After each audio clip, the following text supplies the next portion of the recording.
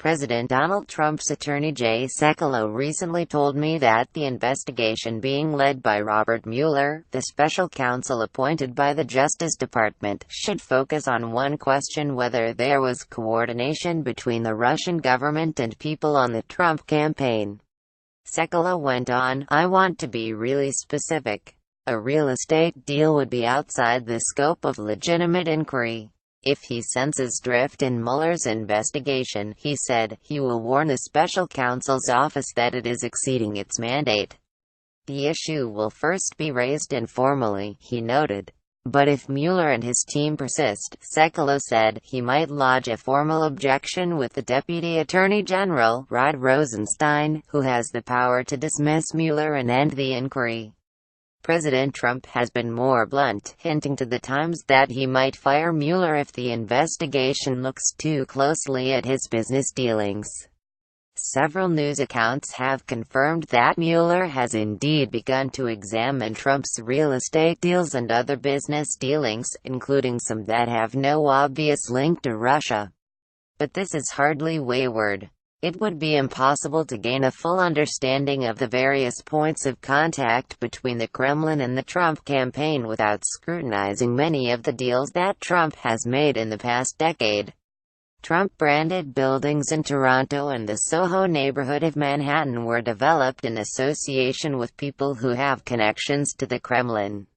Other real estate partners of the Trump Organization, in Brazil, India, Indonesia, and elsewhere, are now caught up in corruption probes, and, collectively, they suggest that the company had a pattern of working with partners who exploited their proximity to political power. One foreign deal, a stalled 2011 plan to build a Trump Tower in Batumi, a city on the Black Sea in the Republic of Georgia, has not received much journalistic attention. But the deal, for which Trump was reportedly paid $1 million, involved unorthodox financial practices that several experts described to me as red flags for bank fraud and money laundering. Moreover, it intertwined his company with a Kazakh oligarch who has direct links to Russia's President, Vladimir Putin. As a result, Putin and his security services have access to information that could put them in a position to blackmail Trump. Sekulow said that the Georgia real estate deal is something we would consider out of scope, adding, "Georgia is not Russia. The waterfront lot where the Trump Tower Batumi was supposed to be built remains empty. A groundbreaking ceremony was held 5 years ago, but no foundation has been dug." Trump removed his name from the project shortly before assuming the presidency. The Trump Organization called this normal housekeeping. When the tower was announced, in March 2011, it was the centerpiece of a bold plan to transform Batumi from a seedy port into a glamorous city. But the planned high-rise, 47 stories containing lavish residences, a casino, and expensive shops, was oddly ambitious for a town that had almost no luxury housing. Trump did very little to develop the Batumi property. The project was a licensing deal from which he made a quick profit. In exchange for the $1 million payment, he granted the right to use his name, and he agreed to visit Georgia for an elaborate publicity campaign, which was designed to promote Georgia's president at the time, Mikhail Saakashvili, as a business-oriented reformer who could attract Western financiers. The campaign was misleading. The Trump Tower Batumi was going to be funded not by Trump but by businesses with ties to Kazakh oligarchs, including Timur Kulibayev, the son-in-law of Kazakhstan's autocratic ruler, Nursultan Nazarbayev, and a close ally of Putin. Kazakhstan has the largest economy in Central Asia, based on its vast reserves of oil and metals, among other natural resources. Kazakhstan is notoriously corrupt, and much of its wealth is in the hands of Nazarbayev's extended family and his favored associates. Trump visited Georgia in April 2012, at a politically vulnerable time for Saakashvili. 9 years earlier, Saakashvili had led the Rose Revolution, which overturned the country's autocratic post-Soviet leadership. After assuming power, he initially cracked down on widespread petty corruption and cleaned up the civil service, which had functioned largely on bribes. Then, in 2008, he led a disastrous war against Russia over control of the breakaway region of South Ossetia.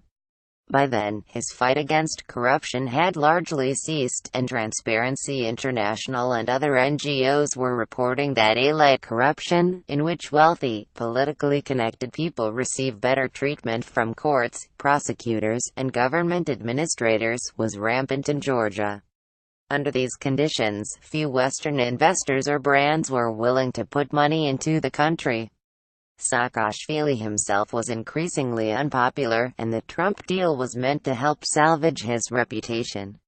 Saakashvili showed Trump around Tbilisi, the capital, and Batumi.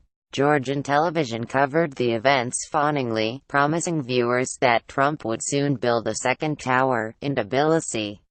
One broadcaster proclaimed that Trump was the world's top developer.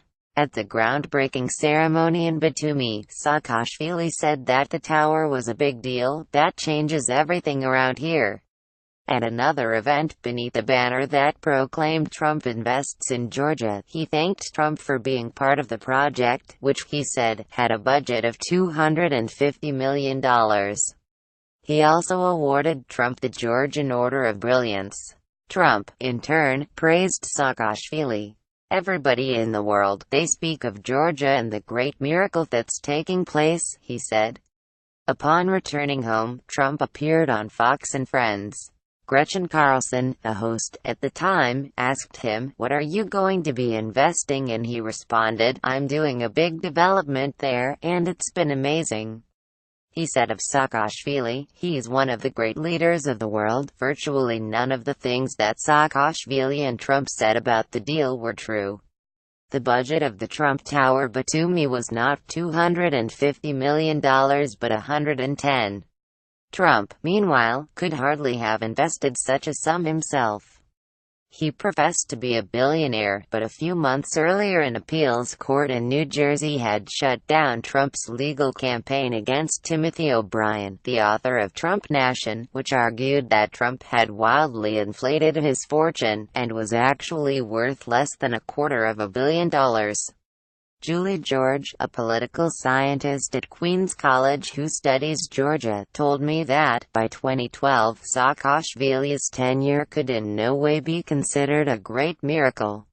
The country's economy was floundering, and shortly after Trump's visit it was revealed that the government had been torturing political opponents. Saakashvili did not respond to requests for comment. The announcement of the Batumi Tower was handled with cynical opportunism by both Trump and Saakashvili, but that was not the deal's biggest problem. The developer that had paid Trump and invited him to Georgia, a holding company known as the Silk Road Group, had been funded by a bank that was enmeshed in a giant money laundering scandal. And Trump, it seemed, had not asked many questions before taking the money. Before the collapse of the Soviet Union in 1991, Batumi had been a popular resort town, but by the early aughts it had fallen into disrepair. Its beachfront hotels housed refugees from the nearby Abkhazia region, which had broken away from Georgia in 1992. Batumi was the capital of the semi-autonomous Adjara region, which was itself on the verge of declaring independence. Saakashvili saw the redevelopment of Batumi as critical for maintaining Georgian sovereignty there. Batumi residents promised to turn the city into the Monaco of the Black Sea. But nobody seemed willing to put money into Batumi. Levan Varshalomides, the governor of Adjara at the time, told me that Saakashvili and other Georgian officials sought financial backers but they could not get anyone to invest in a rundown Georgian port.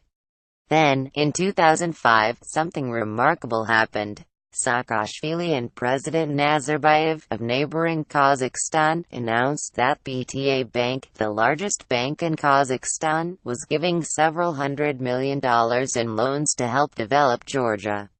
The loans would pay for the construction of hotels in Batumi, the expansion of the Georgian telecommunications industry, and the growth of a Georgian bank. Curiously, all the loans went to subsidiaries of one company, the Silk Road Group, which specialized not in real estate development but in shipping crude and refined oil products by rail from Kazakhstan to other countries. Its senior executives had very little experience in telecommunications, banking, or hospitality. The Silk Road Group, which had annual revenues of roughly $200 million, was planning, in an instant, to venture into several new industries. Compounding the risk, this expansion involved taking on a debt 1.5 times its annual revenue. That wasn't the only puzzling thing about the loans. At the time that BTA was lending all this money to the Silk Road Group, the bank's deputy chairman, Yurkin Tatashev, was apparently crossing an ethical line, positioning himself to exert improper influence over some of the very Silk Road Group subsidiaries that were benefiting from the loans. BTA Bank had representatives on the boards of those subsidiaries, but one representative serving on two boards, Talgat Tarumbayev, was simultaneously working for Tatashev's company, the Custo Group, supervising mergers and acquisitions. Tarumbayev told me that serving on the boards wasn't a conflict of interest because it didn't take a lot of time. I spoke with people who had knowledge about the subsidiaries. They told me that the subsidiaries were co-owned by the Silk Road Group and secret partners. The source at one subsidiary told me he suspected that Tatashev, who repeatedly participated in company meetings, was a hidden owner. Tatashev, who is estimated by Forbes to be worth $500 million, left BTA Bank in 2009. He insisted to me that, while he was there, he had no personal financial involvement in the Silk Road Group. But he acknowledged that he developed a strong friendship with George Ramishvili, the company's CEO, and offered to advise him. He added, "It was the right thing to do, and this is my definition of friendship." But is it true that Tatashev merely advised the Silk Road Group? The website of Tatashev's company, the Custo Group, declares that it has been an outstanding partner for the Silk Road Group since 2006, noting, "Together we have successfully invested in various sectors of the Georgian economy." Whenever I pointed out such contradictions to Tatashev, he came up with new answers. In an email, he said that the joint investments were simply charity heritage projects. After he told me that he never served on the committee of BTA Bank that oversees lending, I checked, and confirmed that this was false. He then insisted that he did not recall participating. If, as the website suggests, Tatashev financially involved himself in businesses funded by the BTA Bank loans, then he and the Silk Road Group may well have committed bank fraud. When bank executives have a personal financial stake in projects that their own bank is financing, it is known as self-dealing, and it is a crime in nearly every country, including Kazakhstan. I recently spoke with Sergei Gretsky, a professor at the Catholic University of America, who wrote his Ph.D. dissertation on the Kazakh banking sector. When I asked him if it would be illegal for the deputy chairman of a Kazakh bank to have personal investments in a project that his bank was funding and withhold that information from investors, he laughed and said, "Yes, of course." Richard Gordon, the director of the Financial Integrity Unit at Case Western Reserve University School of Law, explained that self-dealing represented a central cause of the 1997 global financial crisis. Banks in Indonesia, South Korea, Brazil, Russia, Pakistan, and Taiwan failed, in part, because bank executives and board members kept lending money to themselves and to their cronies. This leads to defaults, bank bankruptcies, or government bailouts, he said. Since then, nearly every nation has made efforts to prevent self-dealing. Gordon said that, at most banks today, the board members and senior staff don't even have a credit card associated with the bank, in order to eliminate any appearance of a conflict of interest. Lending to companies in which a senior bank executive has a personal stake is a crime because it violates the central trust that makes banking possible. The fundamental business of banking is to borrow money from one group and lend it to another. BTA, which had been heralded internationally as a fast-growing bank in a troubled part of the world, had raised money by selling bonds through JP Morgan, Credit Suisse, and many other top Western banks. If these Western banks had known that a senior BTA official was heavily involved in the operations of a company that was receiving huge loans from BTA, they might have balked. In the years before the Trump Tower Batumi deal, BTA Bank became entangled in a spectacular crime. Mukhtar Ablyazov, the bank's chairman, was a prominent figure in Kazakhstan, and not just because he was a billionaire. He was one of the leading sponsors of a political party opposed to President Nazarbayev. In 2009, when Nazarbayev signaled the desire to seize control of BTA Bank, Ablyazov fled the country for London, taking billions of dollars in bank funds with him. He accomplished this with a diffuse scheme. Dozens of offshore companies under his control received loans from BTA, and none of the loans were paid back. In 2010, when a Trump Organization executive, Michael Cohen, began negotiating with the Silk Road Group about licensing Trump's name for the Batumi Tower, Ablyazov was facing 11 lawsuits in the UK. The Kazakh government, which had indeed seized control of BTA Bank, had sued him to reclaim $10 billion that he had allegedly siphoned out of the country. The Financial Times covered the case extensively, as did The Times, which described a scheme by BTA's former chairman, Mukhtar Ablyazov, to direct between $8 billion and $12 billion worth of BTA loans, about half of the bank's loan book, to companies that he secretly controlled. The article noted that Ablyazov was renting a 15,000-square-foot mansion in London. It would have taken only a Google search for the Trump Organization to discover that the Silk Road Group had received much of its funding from BTA Bank, which, at the time of the Batumi deal, was mired in one of the largest fraud cases in recent history. The Silk Road Group had even been business partners with the central figure in the scandal. Ablyazov and the Silk Road Group were two of the owners of a bank in Georgia. I asked Cohen, who visited Georgia with Trump, if he had been concerned about the Silk Road Group's connection to BTA Bank. I didn't even know that BTA was involved in this entire scenario up until the moment you told me, he said. He added that he was not aware of any information about how the tower would be funded, or even if there was going to be any funding at all. He went on, "We had not gotten to that stage of the process. Remember, this was a licensing deal. The financing of the project was the responsibility of the licensee, the Silk Road Group."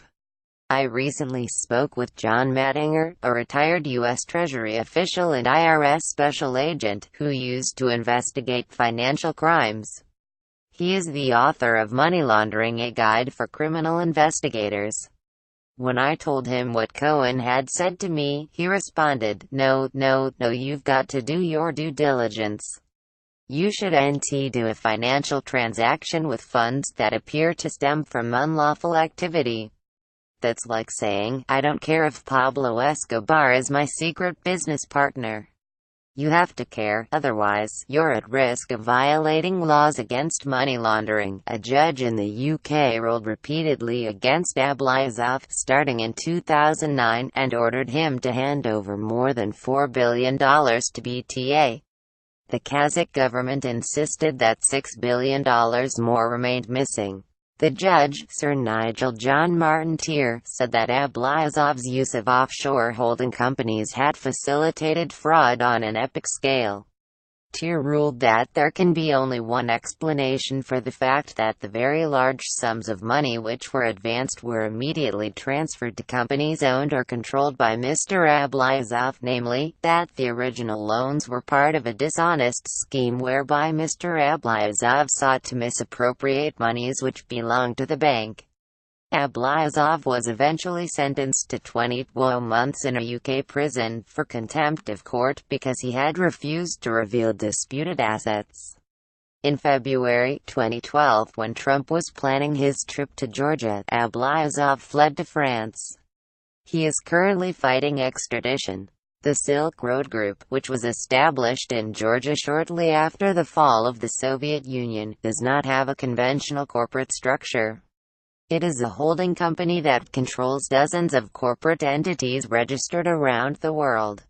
In total, BTA loaned the Silk Road Group $300 million, and these funds were dispersed among its many subsidiaries, making the money trail hard to follow. For example, an $8 million loan was granted to Batumi Riviera Holding (BV), which was registered in Holland. Batumi Riviera Holding has reported having a sole asset, a company called Ventos LLC, which is registered in Georgia. That registration indicates that its creditor is BTA, which made loans valued at 75% of the initial investment in the company. Batumi Riviera Holding, in turn, is owned by Tbilisi Central Plaza, a company registered in Malta. Tbilisi Central Plaza is owned by Suzelike Holding GmbH, which is registered in Germany to a Silk Road Group subsidiary. Georgiarti Skladze, who owns the Silk Road Transatlantic Alliance, a subsidiary that focuses on business deals involving the U.S. He brokered the Trump relationship. The Silk Road Group's leadership in Georgia asked him to represent the company in interviews for this article. I recently met him at the St. Regis Hotel in New York. When I asked why the Silk Road Group had such a bewildering structure, RT Skladze said, "There are tax reasons, and there are other reasons. To reduce liabilities, if we were sued or have to sue, certain courts are more efficient." He pointed out that many companies legitimately use offshore jurisdictions to register their firms. That's true, Richard Gordon, the financial integrity expert at Case Western, said. However, he added, it is difficult to conceive of legitimate reasons for one shell company in an offshore jurisdiction to own a chain of companies established in a series of other offshore jurisdictions. Such Byzantine arrangements add expense, complexity, and uncertainty, the opposite of what businesses normally want, without providing any clear benefit, other than obfuscation. Moreover, by registering in so many different jurisdictions, the Silk Road Group has actually increased its legal risk because a potential claimant can sue the company in all those jurisdictions. Gordon, who helped write the Republic of Georgia's tax law, told me that he could think of no reason that this structure would help a Georgian company lawfully pay fewer taxes.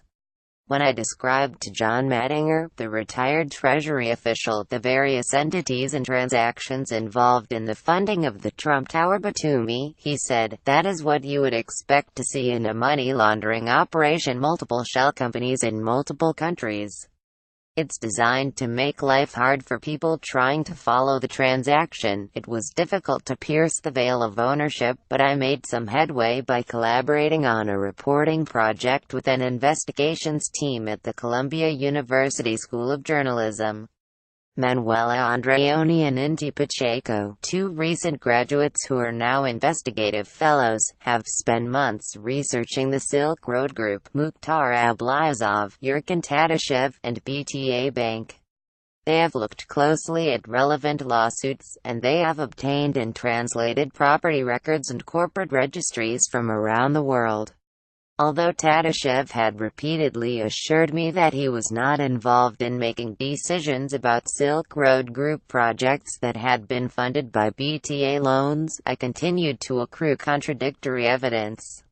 I recently received a cache of internal Silk Road Group emails, dating back to 2014, and they make clear that Tatashev has exerted detailed operational control over the company's activities, including real estate businesses that were funded by the BTA loans.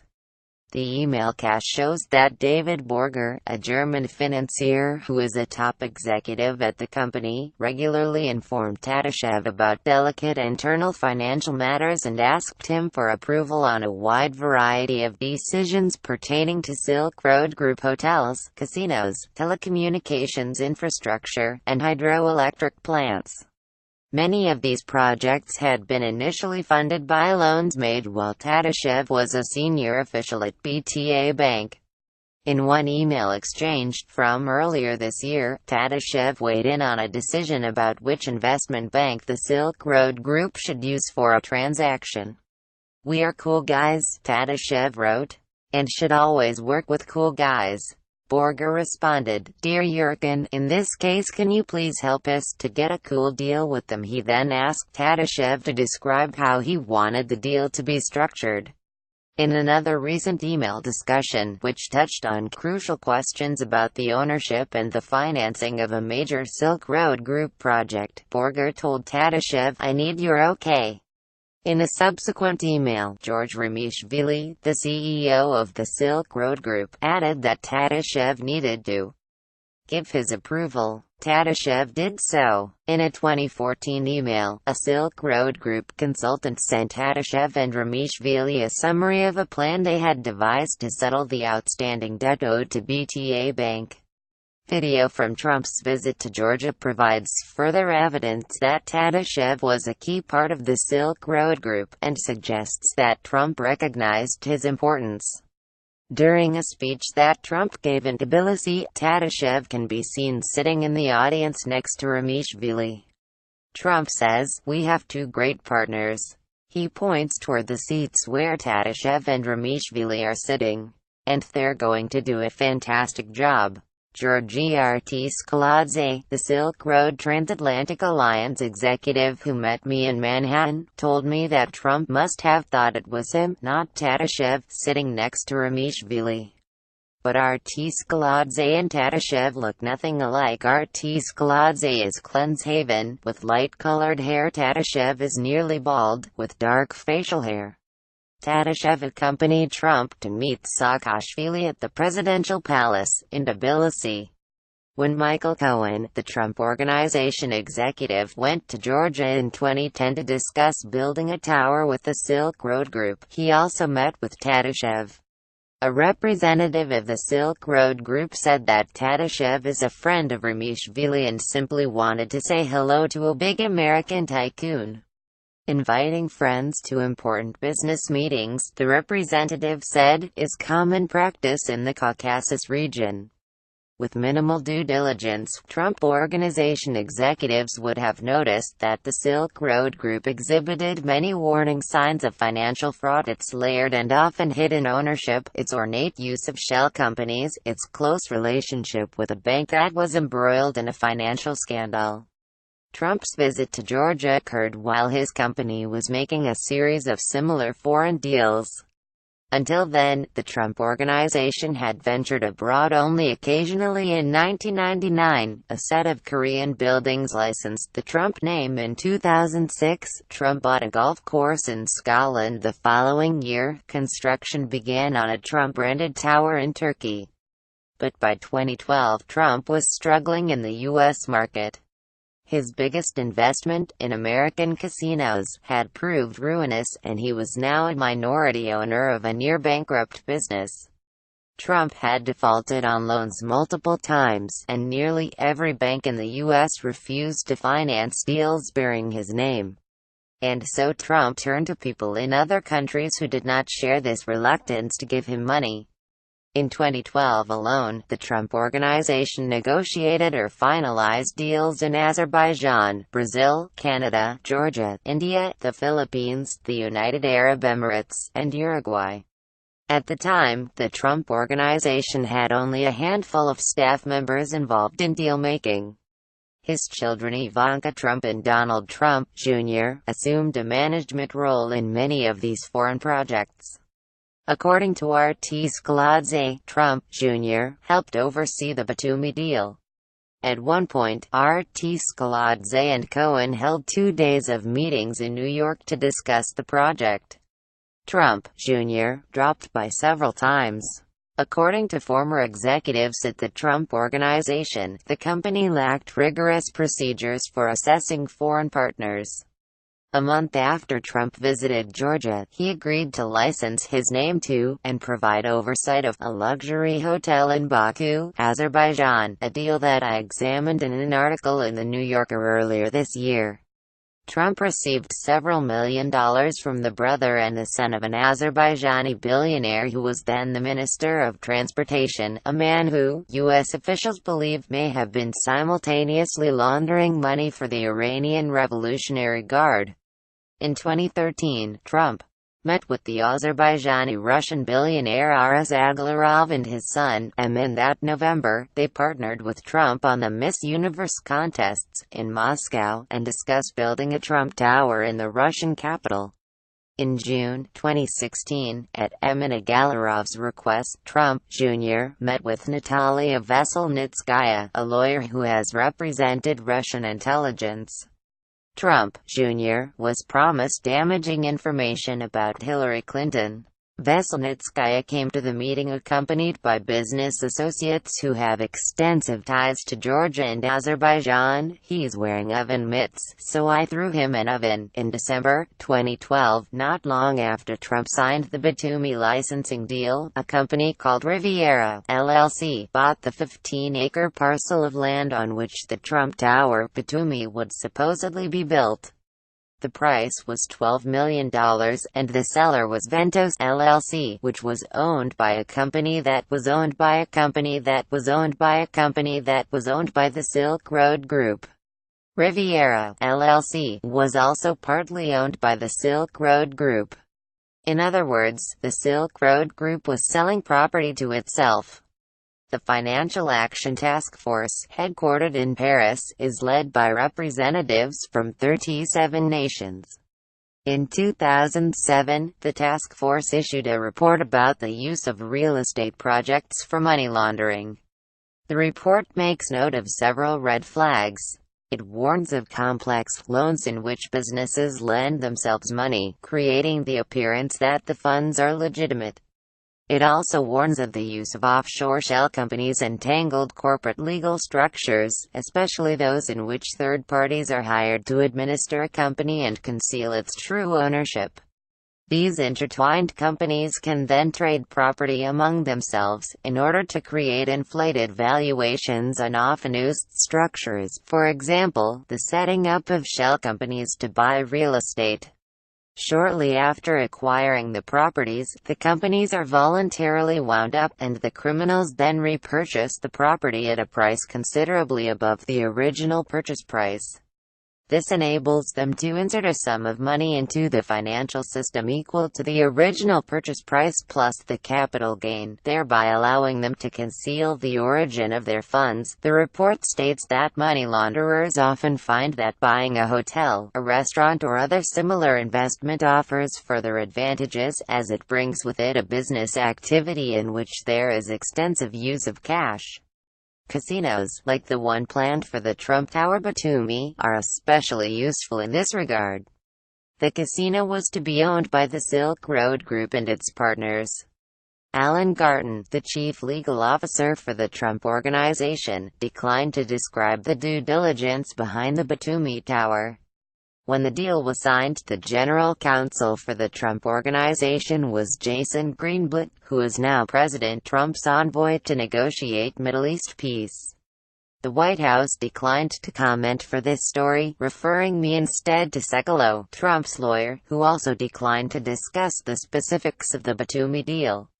A representative of the Silk Road Group told me that the company had been eager to assuage any ethical concerns the Trump Organization or other potential partners may have had, and so it had conducted due diligence on itself. In May 2012, the Silk Road Group commissioned K2 Intelligence, a firm founded by the investigator Jules Kroll, to produce a report. This was 14 months after the Trump Organization signed the Batumi deal. I recently obtained a summary of the report, which explained that K2 was asked to probe the background and integrity of SRG's principal shareholder, George Ramishvili, more deeply than a standard investigative or compliance report might. However, the report seems to have addressed only one issue: a rumor circulating in the Georgian media that Ramishvili had once been a member of the Mkhatrioni, a right-wing militia. K2 concluded that the rumor was false. The summary did not address the Silk Road Group's funding sources, its complex legal structure, or its relationship to the BTA Bank scandal, which was unfolding in London courts at the time. Other due diligence may have been performed, but the Silk Road Group (K2) and the Trump Organization declined to share specific information. Ross Delston, a prominent anti-money laundering attorney in Washington, D.C., told me that, if one of his clients approached him with the possibility of entering a licensing relationship with the people involved in the Batumi deal, he would tell him not to walk away but to run away, to run like hell. He explained, "There are too many aspects of the deal that don't make sense, and there's no way, as an outsider, that you could conduct sufficient due diligence to figure out if it is criminal. So many partners of the Trump Organization have been fined, sued, or criminally investigated for financial crimes that it is hard to ascribe the pattern to coincidence, or even to shoddy due diligence." In criminal law, there is a crucial concept called willful blindness. A person can be convicted of a crime even if he was unaware of certain aspects of the crime in which he was engaged. In U.S. courts, judges routinely explain to juries that no one can avoid responsibility for a crime by deliberately ignoring what is obvious. When the Trump Organization canceled the Batumi deal, it noted that it held the Silk Road Group in the highest regard. John Mattinger, the former Treasury official, said that, in any deal that might involve money laundering, there is one critical question: does the financial transaction make economic or business sense? In recent years, a lot of residential housing has been built in Batumi, but most of it has consisted of what Colliers, the market analysis firm, calls low-segment, down-market apartments. The Trump Organization, with its extensive experience in the luxury real estate market, could surely sense that it would not be easy to enlist hundreds of wealthy people to buy multi-million-dollar condominiums in Batumi. I asked several New York real estate developers to assess the proposed tower. One laughed and said that the Batumi deal reminded him of The Producers, the Mel Brooks movie about two charlatans who create a horrible musical designed to fail. Another New York developer, who spent years making deals in the former Soviet Union, told me, a 47-story tower of luxury condominiums in Batumi is an insane idea. I would have gone near a project like this. Georgi Artiskaladze, the Silk Road Transatlantic Alliance executive, confirmed that the luxury housing market in Batumi was non-existent in 2012 when he invited Donald Trump to visit Georgia, but said that the tower's investors were nonetheless confident that a Trump-branded skyscraper would attract buyers. He insisted that the Silk Road Group had not taken part in anything illicit, and said that BTA Bank's 2005 decision to lend the Silk Road Group several $100 million was hardly suspicious. The company had been working in Kazakhstan for years, transporting oil products, and had become close with the Tatashev family. When the bank that Tatashev helped run, BTA, decided to invest in redeveloping Batumi, the obvious partner was the Silk Road Group. "We were the partner they knew," Artiskaladze said. "We're active in the region." Artiskaladze acknowledged that it was quite a big loan for such a poor country. "Unbelievable," he called it. And it was true that the Silk Road Group had little experience in hotels or construction or telecommunications when it suddenly entered those industries. But, he pointed out, Georgia was still emerging from the torpid days of the Soviet Union. "You're talking about a country that had no experience," he said. Nobody else had experience. In any case, he suggested, real estate development wasn't that complicated. You hire third parties, who do feasibility studies. You look at the numbers. It wasn't that difficult. He added, "We like to do clean, transparent business." I asked Artiskaladze why he had invited Trump, who has generally avoided traveling abroad, to Georgia. He told me a story from 1989, when he was a young soldier in the Soviet Army. "They told me, for target practice, to shoot Ronald Reagan's face," he recalled. "I refused. The army jailed him for several days. Soon after he was released, he said he saw a magazine with Trump on the cover. He told himself, "One day, I will go to New York and meet this man." He argued that the fact that there was no luxury in Batumi was precisely why the idea of a Trump Tower was so smart. The skyscraper, with its pool and gyms and conference rooms, would single-handedly create an entire universe of very New York-style luxury in a seaside town. The luxury condominiums, he added, were for international buyers, Saudis, Turks, Russians. In his strong opinion, the Trump brand was the only brand for them. David Borger, the Silk Road Group executive, told me that a study by a well-regarded Turkish firm had concluded that the tower was a good business idea, but he declined to share the name of the firm or the study.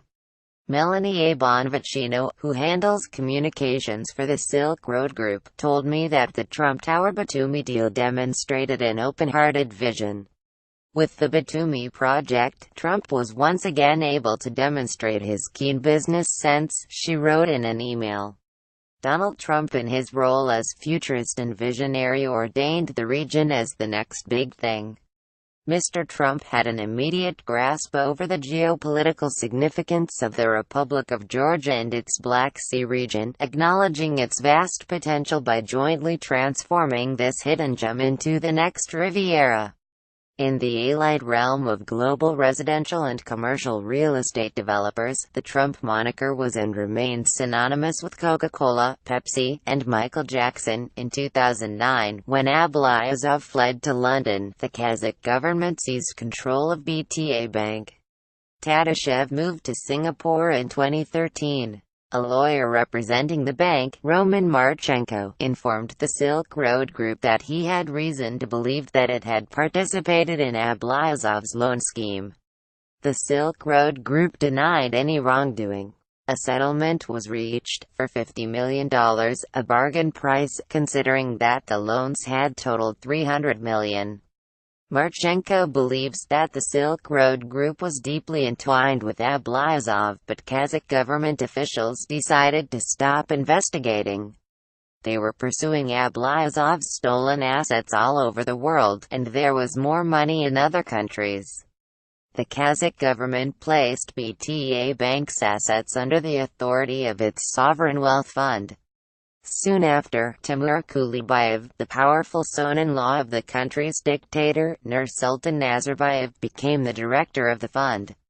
Kulibayev and his staff had access to all the bank's internal documents. Recently, Kulibayev became the majority owner of the bank, giving him total control over BTA's archives, as well as ownership of its assets.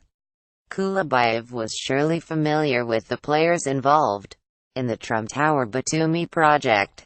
In 2011, Georgi Artiskaladze and Michael Cohen, the Trump Organization executive, began promoting the idea of a Trump Tower in Astana, the capital of Kazakhstan.